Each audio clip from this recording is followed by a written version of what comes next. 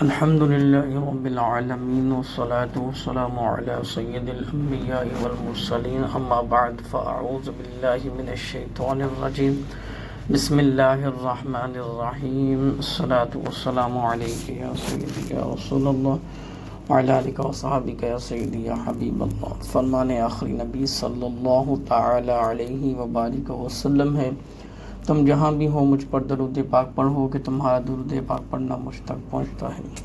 فرمان آخری نبی صلی اللہ تعالی علیہ وبارک وسلم ہے، شب جمعہ اور روز جمعہ جس نے مجھ پر 200 مرتبہ درود پاک پڑھا، اللہ عز و جل کی ذات اس کے 200 سال کے گناہ معاف فرما دیتا ہے.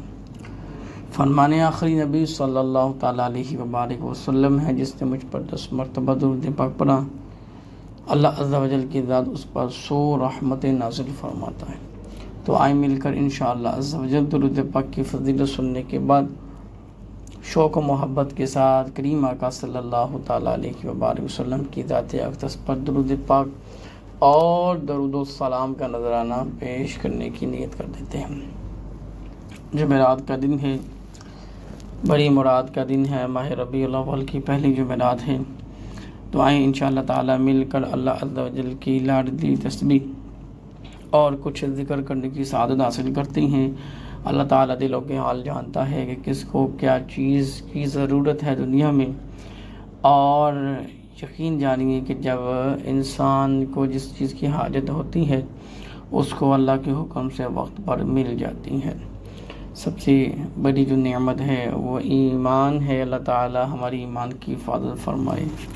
اور پھر دیکھیں اللہ عز و جل کی ذات، یہ وسیع زمین ہے، آسمان ہے، چرند پرند ہے، اور اس زمین کو حکم دیا گیا فَبِأَيِّ آلَاءِ رَبِّكُمَا تُكَذِّبَانِ کہ تم اپنے پروردگار کی کون کون سی نعمتوں کو جھٹلاؤ گے. اور پھر حکم ہوتا ہے تو ہی اناج، چاول، دالیں، پھل، سبزیاں، درخت اگتے ہیں. رب تعالیٰ کا حکم ہوتا ہے یہ تو سارے معاملات طے پاتے ہیں. تو ہمیں ہر سانس کے ساتھ شکر ادا کرنا چاہیے. جو زبان شکر ادا کرنے کی ہے، جو دل شکر ادا کرنے کا ہے، اللہ تعالیٰ اسے مزید رزق عطا فرما دیتا ہے.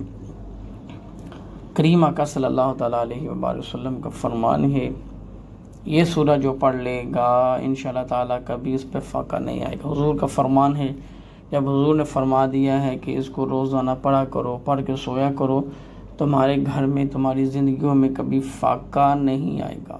تو ہمیں چاہیے ہم اپنی آپ کو اس طرف لے کر آئیں.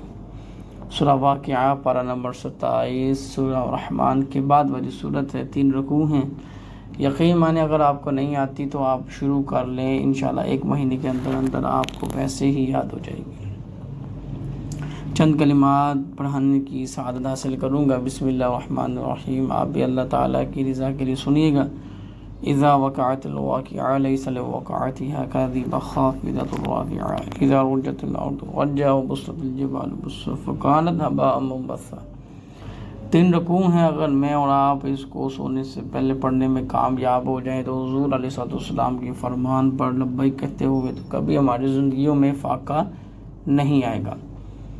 آئے نبی پاک صلی اللہ تعالیٰ علیہ وآلہ وسلم کا ایک فرمان اور سنتے ہیں. حضور علیہ السلام فرماتے ہیں کریم آقا کہ جو بھی آغاز جو جائز اور حلال کام ہے بسم اللہ الرحمن الرحیم سے کیا جائے گا تو بسم اللہ الرحمن الرحیم کی برکت سے وہ کام کبھی ادھورا نہیں ہے گا. تو میرا یہ ایمان ہے، حضور کا فرمان ہے، میرا جو بھی کام جائز اور حلال ہے میں بسم اللہ الرحمن الرحیم سے آغاز کروں گا، وہ کام کبھی ادھورا نہیں ہوگا. یہ میرا ایمان ہے. حضور کا فرمان ہے لبیک کہتے ہوئے انشاءاللہ تعالی ہم یہ چھوٹی چھوٹی نیتیں کو کرتے جائیں. سورہ کہف کی تلاوت کی بڑی برکت ہے، بڑی فضائل ہیں جمعہ کے دن کی، کیونکہ جمعرات ہے، جمعرات کے بعد جمعہ ہے. اللہ تعالیٰ مجھے اور آپ کو زندگی میں بار بار سورہ کہف کی تلاوت کرنے کی سعادت عطا فرمائے. بڑی فضیلت ہے. اور جمعرات کے دن اپنے مرحومین کے اثار ثواب کے لیے بھی آپ کچھ نہ کچھ فاتحہ کر لیا کریں. یقین مانیں کہ وہ انتظار میں ہوتے ہیں کہ کب کوئی اثار ثواب کا پیغام گلدستہ بھیجے.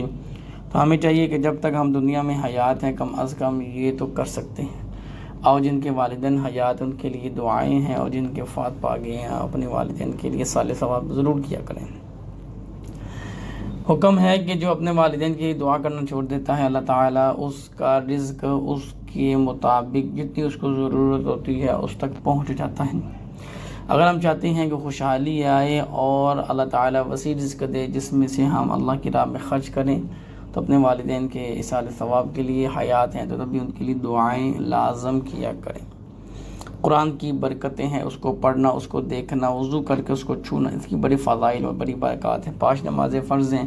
اللہ تعالیٰ ہم سب کو ہمیشہ سچ بولنے کی سعادتیں اور توفیق عطا فرمائے۔ جب بھی مانگیں اللہ سے مانگیں، جب بھی مانگیں اللہ سے مانگیں، جب بھی مانگیں اللہ سے مانگیں۔ انشاءاللہ حضور علیہ السلام کا صدقہ وسیلہ اللہ تعالیٰ ہمیں خوب حلال روزی میں برکت ہو۔ اللہ تعالیٰ ہمیں دنیا کی ہر وہ نعمت سے نوازے جو ہم نے کھا بھی لی، پی بھی لی، استعمال بھی کر لی، پھر بار بار ہمیں اللہ تعالیٰ اپنے گھر کا حج عمرہ کرنے کی سعادتیں بھی عطا فرمائے۔ اللہ تعالیٰ عزتوں کی فضل فرمائے۔ تو میرے دوستو، اگر آپ چاہتے ہیں کہ زندگی میں کامیابی مل جائے تو اس میں بہترین سب سے پہلا عمل ہے جو اس میں ہم نے حدیث پاک بھی سنی ہے کہ درود پاک کی فضیلت اور فضائل قبول شدہ عمل ہے، فرشتوں کا بھی یہ وظیفہ ہے، اللہ عز و جل خود اس کا عمل فرماتے ہیں۔ اللہ تعالیٰ خود اپنے محبوب پر درود بھیجتا ہے، تو ہمیں بھی چاہیے کہ ان اللہ و ملائکتہ یصلون علی النبی یا ایھا الذین آمنوا صلوا علیہ وسلموا تسلیما۔ تمام کام آپ کے ہو جائیں گے، بیڑا پار ہو جائے گا اللہ کے حکم سے۔ تو آئیں مل کر انشاءاللہ تعالیٰ ہم سب نیت کر لیتے ہیں۔ تو سب سے پہلے اور آخر میں جو گفتگو کرنی تھی اس کا لب لباب آپ کو بتا دیا گیا ہے۔ اللہ تعالیٰ کی لاڈلی تسبیح ہے۔ سب سے پہلے تو میں آپ کو یہ مشورہ دوں گا کہ تسبیح فاطمہ کو ہر فرض نماز کے بعد پڑھا کریں، مرد اور عورت۔